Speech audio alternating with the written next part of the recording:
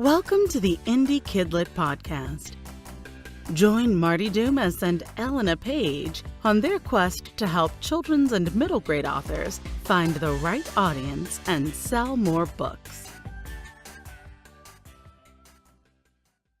I'm Elena Page. And I'm Marti Dumas.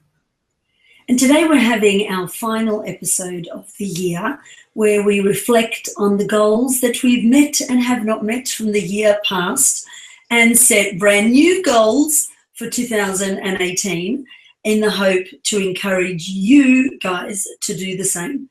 Because if you don't set goals, then how are you going to achieve them? Isn't that right, Marti? Absolutely. What do they say? What gets measured gets managed. So I hate you for saying that. You're so good at measuring everything.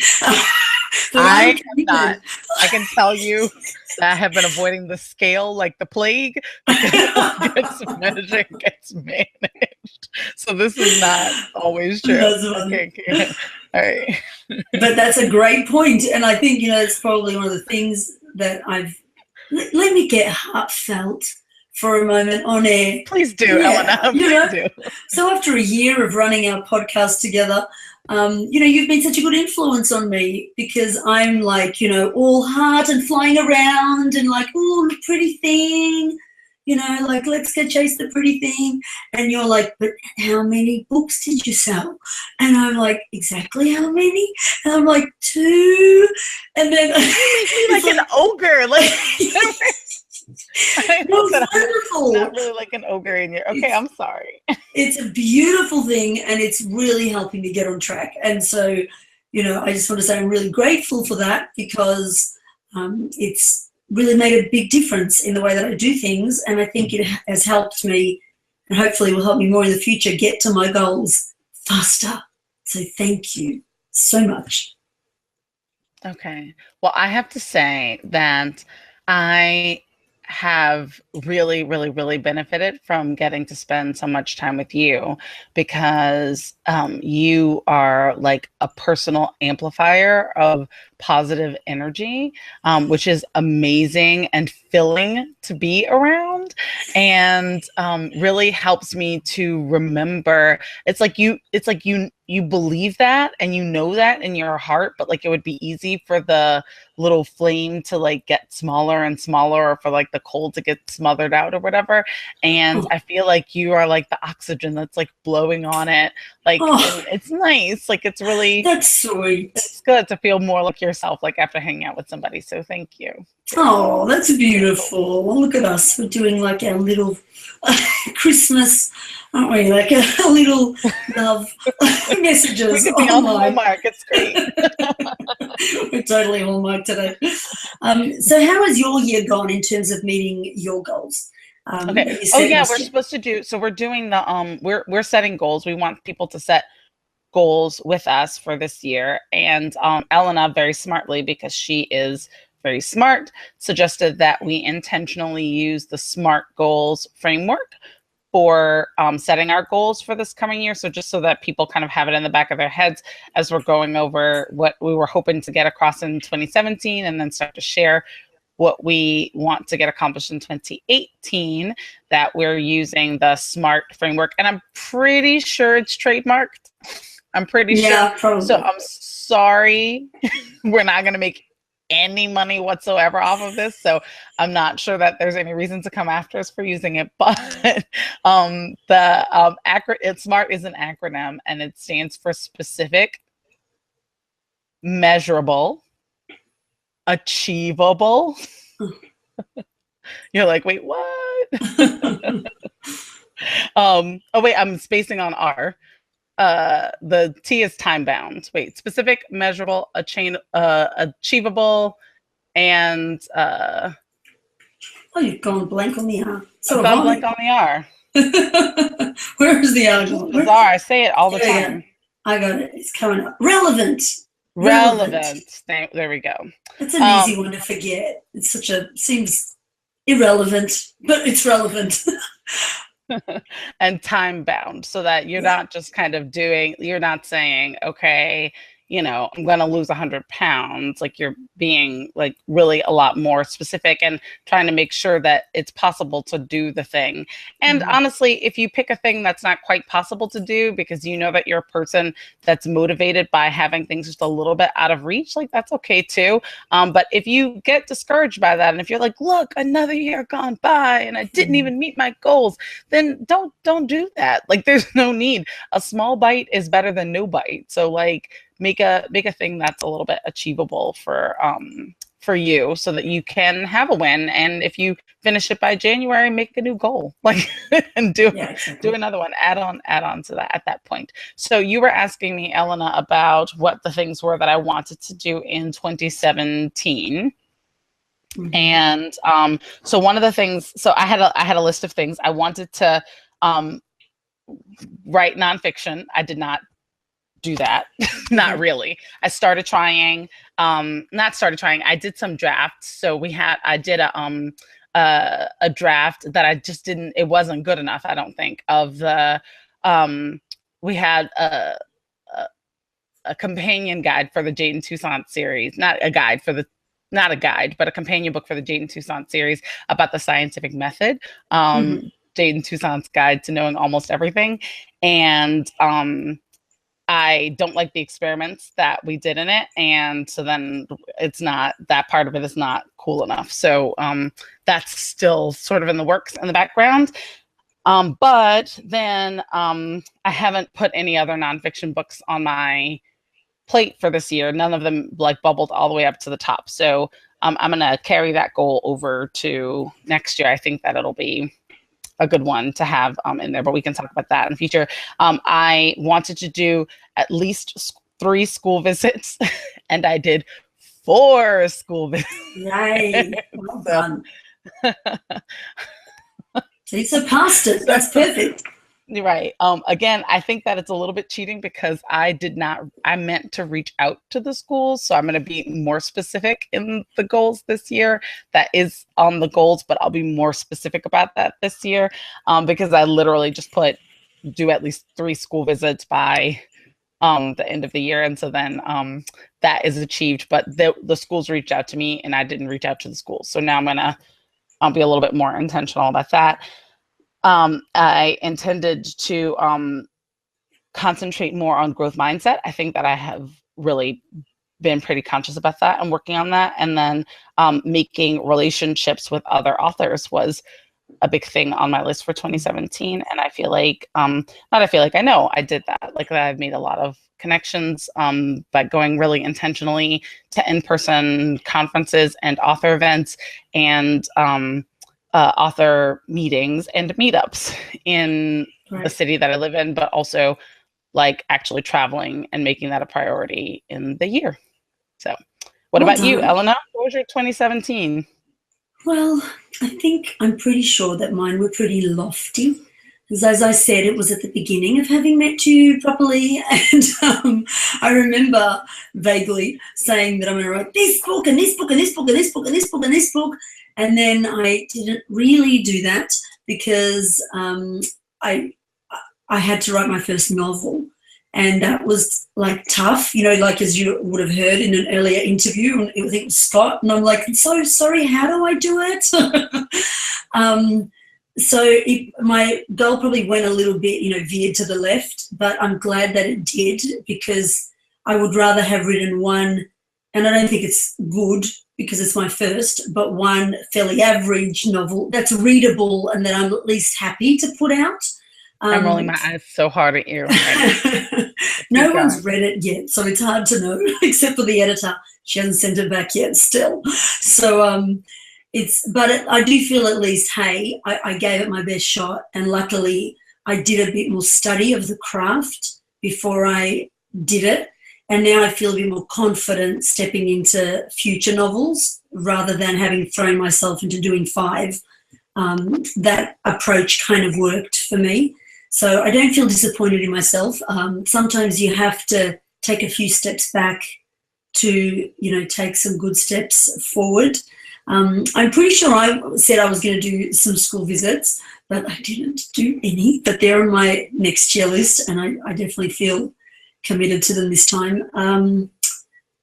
And yeah, so I think that's all I had. I don't know, like what else did I say I was going to do, but I never did. Probably everything else on my list, I didn't do it. But again, I think the important thing is I actually don't feel bad about that. And that's, I think, really important, because if I end the year and go, oh my God, I failed, instead I can honestly say I had some issues with illustrators, some hiccups, but in retrospect, delays are sometimes for the best. And I feel like part of the process this year was letting go of my other life, my like parts of my other responsibilities to make more room for this as a really real job.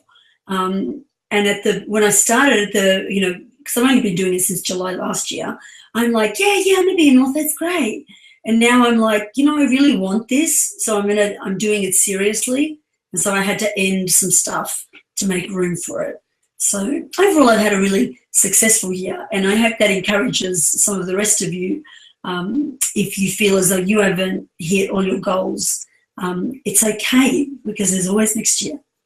So yeah, that's me. All right, that is wonderful.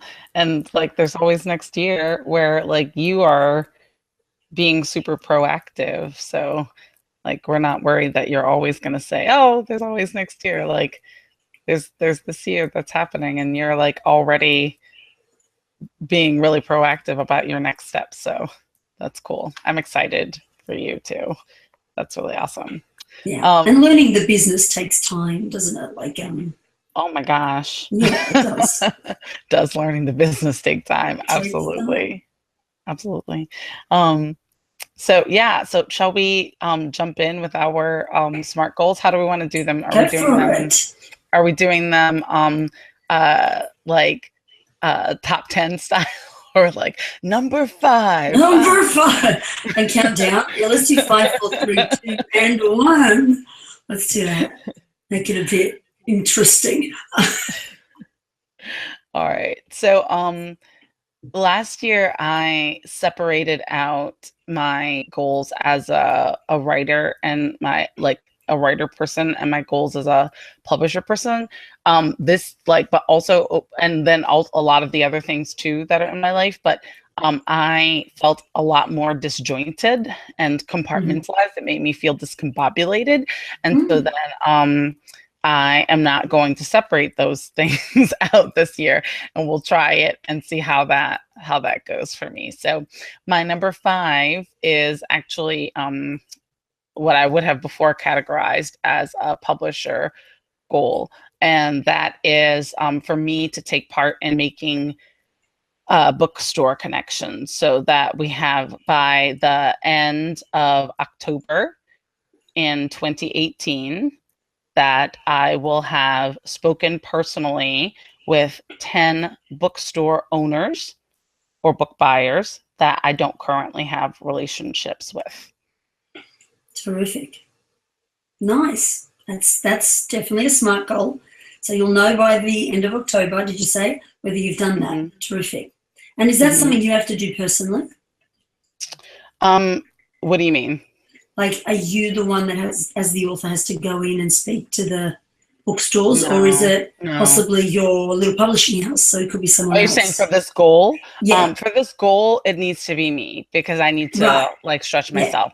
Our publishing house should do way more than 10. I think we have 160 on the list. But I'm 10. I feel like for me as a person is like, it's kind of a stretch goal. Like, it's big. Like it's it's like goal. 1 a month, which sounds very little, but is like a lot for me. So okay. Terrific. Nice goal. Okay. Do you want to do your number 5? My number 5. I want to see, my goal's a lot lower than Marty's because I want to make sure. Why are we doing this? I know. And it's so funny, like on one of the Facebook groups, everyone's putting their goals, and some people are like, I'm going to write 47 books next year. And then, oh my gosh. Someone else has gone, I want to finish my first book next year. It doesn't matter. It's your goal. It's our goal. It's all good. Absolutely. And I wanted to make sure that I could achieve it. So I've put that I want to do at least 2 live markets or, shows next year, because, I want to sort of do a bit of what Crystal's talking about, of getting out and meeting real people. And 2 is good because it'll take me 3 months to build up the courage to actually get out there. And, like some of the ideas she had, like maybe a cutout something, and just some of the, buy the books, save up to buy the books, all of that sort of stuff.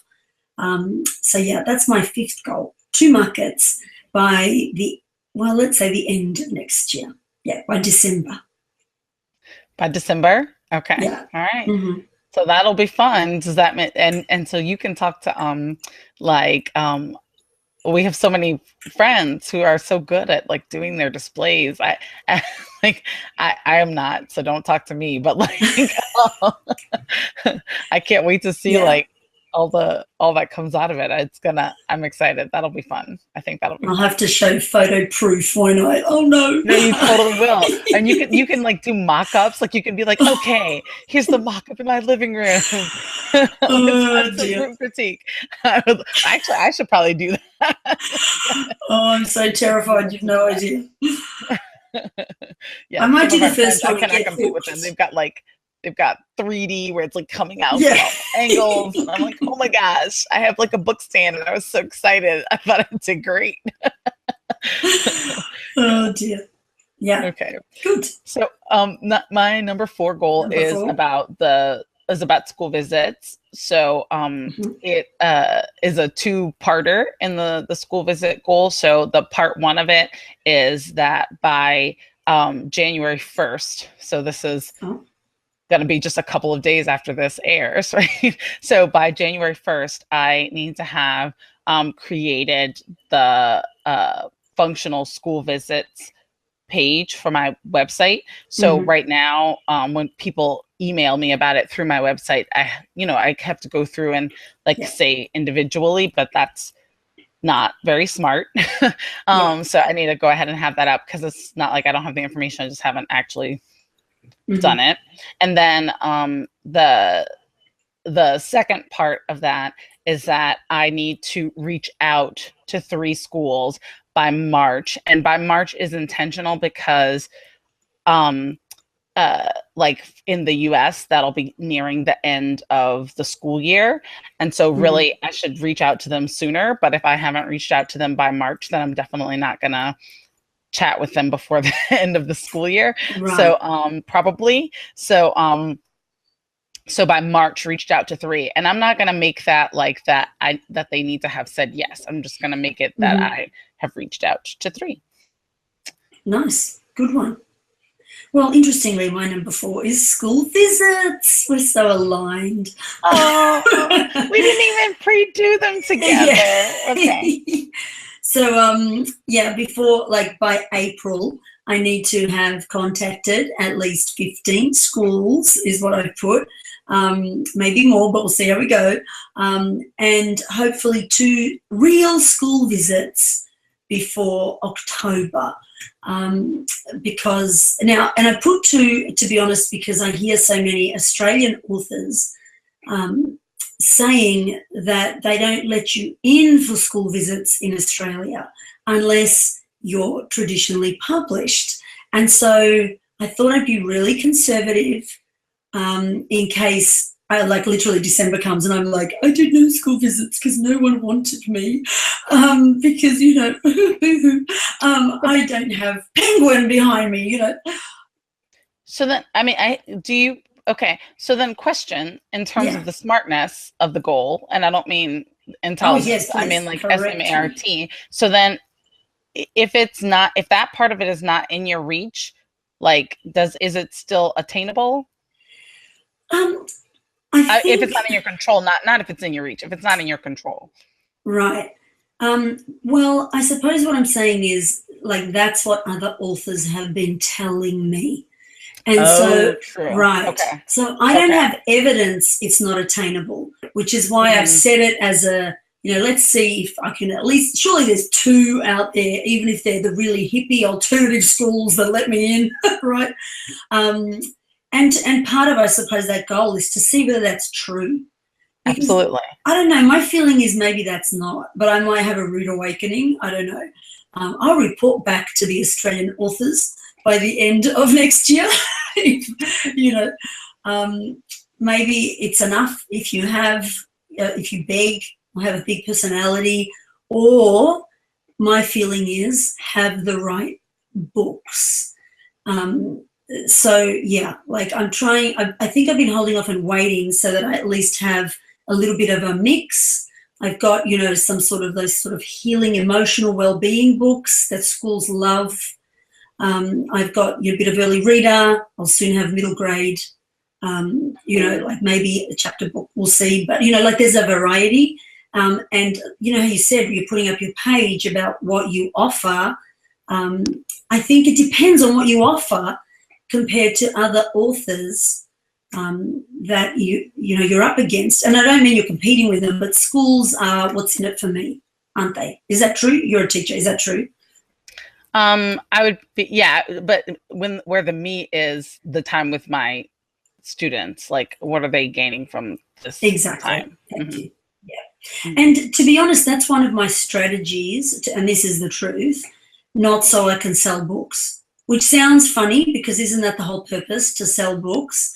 But actually it is. I don't care if I don't even take them and don't even give them an order form. Like I want to get in there, make relationships, and a bit like what Crystal said, again, I'm using her a lot, but get that feedback of real kids hearing the book and going, I hated that, or I love that, which will make my future books better.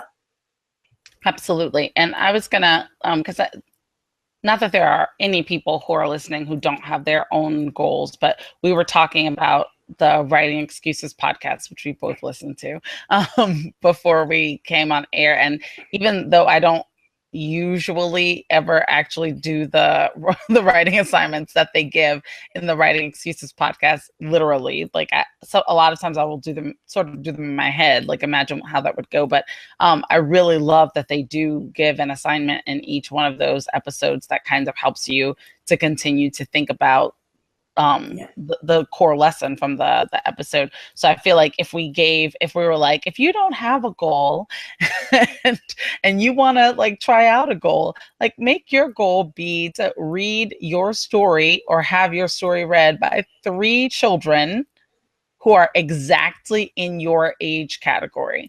And if you have a hard time getting to 3 children who are exactly in your age category to read your story, then that maybe we'll tell you a little something, or like hearing the things that they have to say, seeing the look on their face, like their live feedback, I think is really invaluable.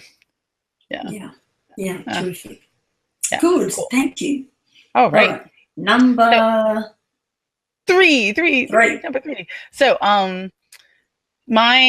usually I am only adding things to the year, and I think that has reached a breaking point for me in new things. So my number 3 goal is to take away 2 repetitive tasks by June.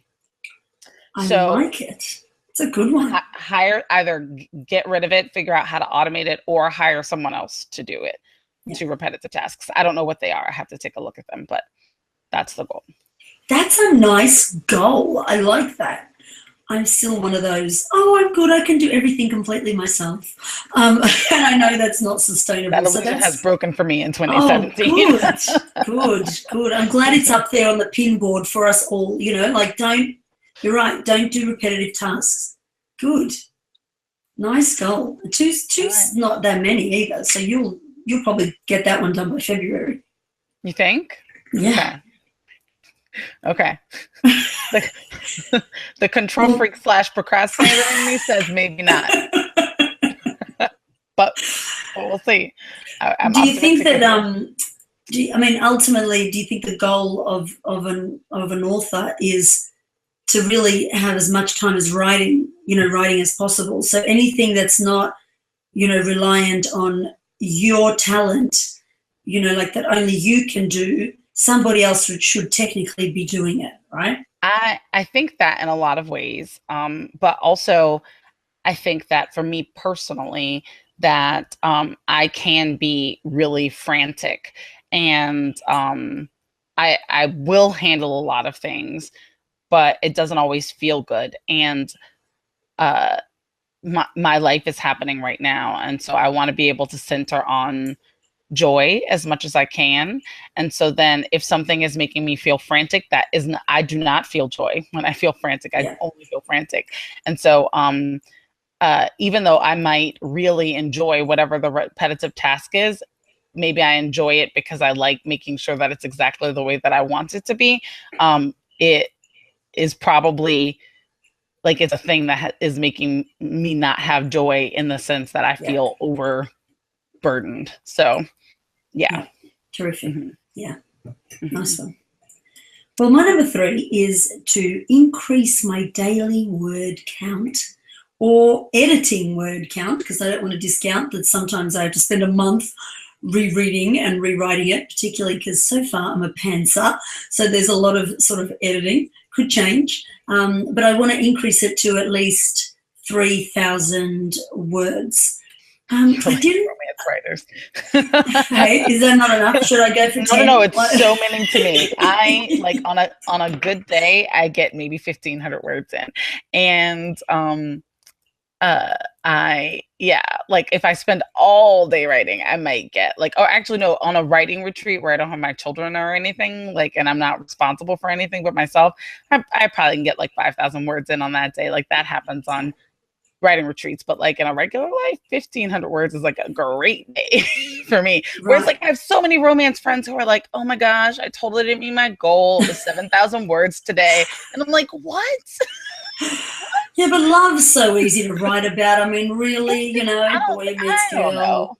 It's sort of like there's a rhythm and a repetition to it, I think, that kids' books don't have, because like, maybe I'm wrong. I probably am wrong, because what do I know, really? I haven't written anything else. But like kids' books, you're trying to hit a level of creativity that's, not easily brought in, like it's not just sort of like, sort of pumping out love stories, which love stories will have their own flavor too. But there's so many examples in real life that I bet those romance writers draw from. So it's just a little, only like sometimes it can take like weeks for me to write a little short story because of those, bringing those ideas in to make the story, like it has to be tighter, don't you think, when it's a children's story? Like, maybe, I don't know. I've never written any romance. I think that I probably will. I don't have that on my official goal list for this year, but I think that I probably will, just so that I can see, because I think it's just me. Like I think it's me. So like if I go and write a romance short and the best I'm doing is 1,500 words a day, then that's me. That's not right. The genre. Yeah. Yeah. Well, to add to that goal, really, like I have the time to write more words, but I don't have the stamina. That's what I'm noticing. Like I'll be like, I am exhausted, like you said, at about 2,000 words.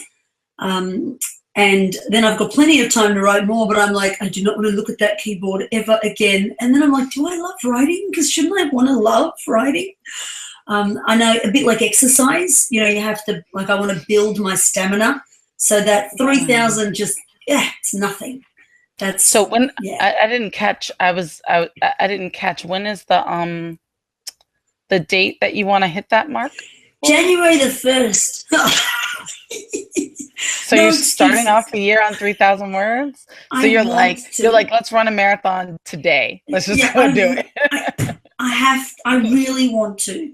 Okay, let's do it. I reckon that one's going to have to be a push myself to do a one. That's cool. All right. But we all know that everybody's New Year's resolution is to exercise and lose weight, and by the 10th of January, it's gone. So hopefully it's not one That of is like the those. worst at my gym. I hate that because like you can't get on your machines. You're like, okay, go away, extra people. Y'all don't belong here.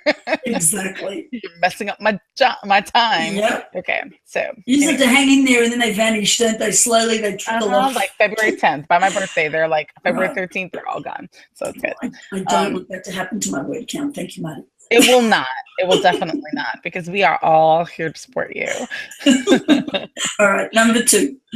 Okay, so my number 2 is a writer goal, and it is that I have 3 books that I need to finish this year. So I say finish because they're all in various stage of outline. So one of them is my current work in progress. So I'm going to finish that one, and then I have a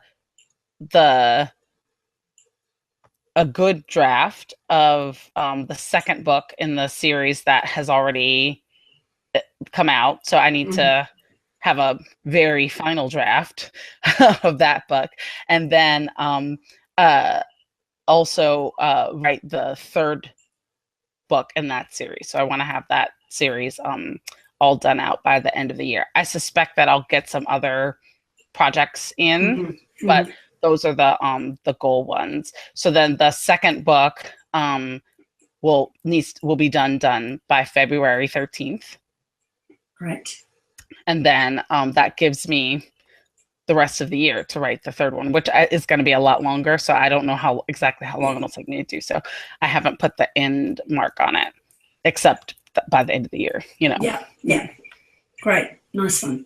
Yeah. Well, likewise, my number 2 is a writing goal in that regard. So I've got 4 early reader books in the Taki and Tula series that are already done. So they'll be released one a month. So that's sort of a given. I'm waiting for illustrations, but other than that, there's nothing I have to do other than the layout and stuff. But in terms of my writing goal, I want to write and launch 2 new middle grade trilogy series. So that's technically 6 books. One is already written, so 5 books next year. So it's ambitious, but I feel that I can do it. I feel that you can do it too, particularly because now you've got the rhythm of the first one, so you know how that feels. And maybe, but trilogy is still a new thing. So, again, I've been stalling a little bit, going, so how do you write the second book that goes with the first book? But it's good. I think, like you, it's about challenging myself.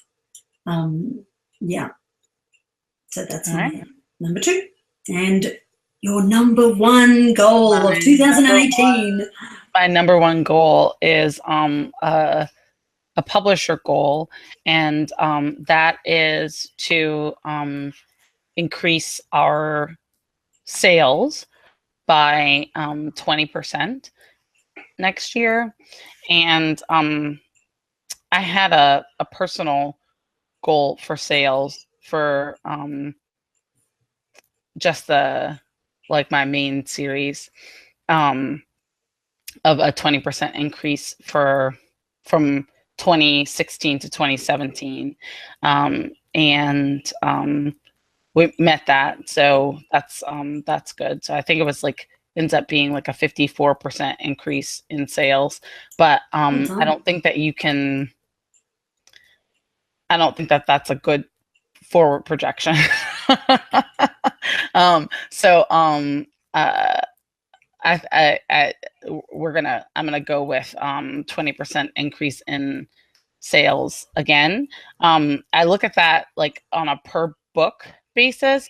Part of my thought and philosophy so far about selling children's books as an indie person or a small press person, or honestly, it's probably even true as a if you're not the big name, if you're not the Angie Thomas of your publishing class, right, in big publishing, then it's probably true there as well. Just is that it's a slow game. So I'm looking for a slow build for a perennially good seller.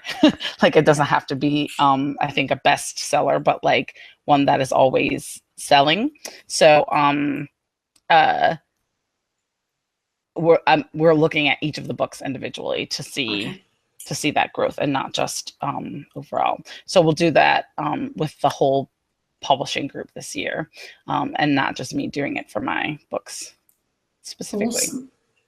And do you measure that partway through the year to see if you're on track or what needs to be? Yeah, so I measure it quarterly. Yeah. Quarterly. Yeah, and actually it was that quarterly measuring that I like pulled everybody in on. And we do quarterly measuring as a publishing group. And we do monthly numbers for authors, but then quarterly measuring like in conversation or whatever.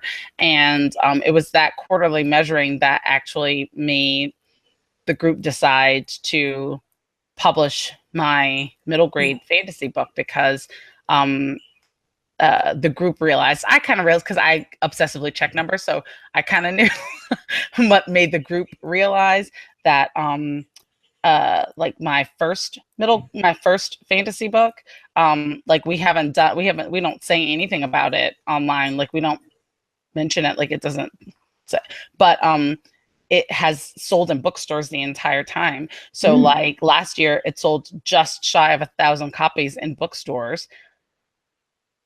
We didn't say anything. So then that meant for them, they were like, oh snap. So like maybe we are missing a thing. Like maybe we should just say and it'll work. And so then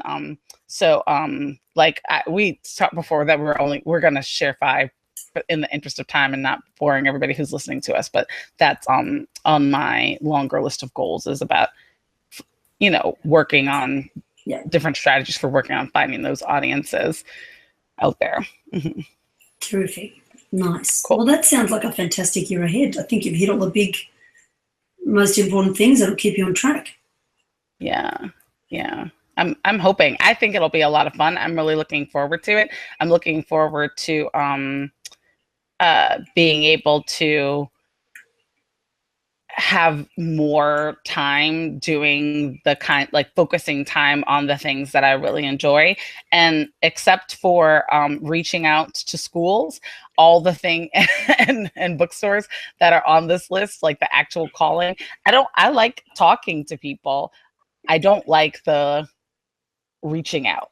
So after that initial thing, even that part of it will probably be enjoyable. So I'm really looking forward to the year. So let's hear your number 1. So my number 1 will sound probably a bit strange because there's probably a lot of goals inside number 1. But my number 1 goal is to write a strategic plan for sort of all of the books, if that makes sense. And I feel it actually has to be a strategic plan, which is probably more belongs to your language than mine. I didn't steal it from you, did I? I literally that's it was I made it up on my own, guys. I probably Googled it or dreamt about it last night, but that's cool. But I feel like a strategic plan because, as I said earlier, I'm one of these people where I'm like, how's that book doing? Oh, I should probably do a promo, or maybe I should do a bit of this or do a bit of that. And I want to have a really strong sense of a plan, to have a Facebook ad strategy in there, to have a budget for Amazon ads rather than, oh, whoops, I accidentally spent, $300 last month. A strategic plan. And for, each of the books, what you were saying, a bit of a wider goal really, but to be a bit more strategic and not so scattered. So that's my number 1 goal. That's wonderful. How to measure it, I suppose if I've written the document, then I've achieved it. Hopefully, I think by March is important, and I'm probably behind the 8 ball. I should have already done it ready for next year, but that's okay. That's all right. The calendar, you see, the financial year in Australia ends at the end of June and begins in July. Okay, so there you go. So even if financial calendar just only makes sense. I think so. So even if I started in July, I've done the plan, and then I can, as you say, begin to measure things a bit better. And So there we go. There's our goals. I hope Yeah. it's inspired everybody else out there to sit down and have a bit of a deep think about your goals. And there's no right or wrong goals. I'm sure there'll be overlaps, but it's all useful. Absolutely. And you'll be surprised how much writing them down and being super specific about them really does help you to achieve them and really exceed them. So I have a document that I wrote out when I decided like, okay, this is going to be a thing as opposed to just like a thing that I do for fun. And I look back at it and what I had set as my 5-year goal, I had done within a year. So then it's like at the beginning, like you don't even know necessarily what's possible. So write it down, like you're going to smash those goals, write it down and so that you have something to look back at and be proud of or motivate you to keep going. So very cool. Yeah. All right. And if you want to share them with us, you totally can. We'll be your friends. You can we'll be your writer friends. You can either share them with us privately if you don't want your goals, everybody to see your goals. You can totally share them with us privately. You can email them to us at theindiekidlitpodcast@gmail.com. And we do check that email. It actually is one of the only ones that goes to my phone, bizarrely. So I really do see that email. But or you can, if you're feeling like you want to have like a little bit community and like have that whole public accountability kind of thing going on, then you can post them in the comments on the show. And this is episode 29, which is an amazing number. I love prime numbers. So this is perfect for us to end on for the year. Good number. That's a right? great number. Isn't it? I think so Really too. good. That's good. So we are hoping that you have a wonderful end of the year, or if you're hearing this just at the first of the year, then Happy New Year. And we didn't actually talk about this, so we're going to just actually do it now off the cuff. But we're taking a little break from the show. Just, are we not taking a little break from the show? Or am I making that up? I'm taking a little break from the show because I'm going on a road trip. It's the summer vacation holiday over here in Australia, where I am. And we'll be back. When will we be back, Marty? Because we didn't actually talk about it. Oh, that's an excellent question. No, that's an excellent question. I think that you, did we say the end of January? When are y'all getting back from your road trip?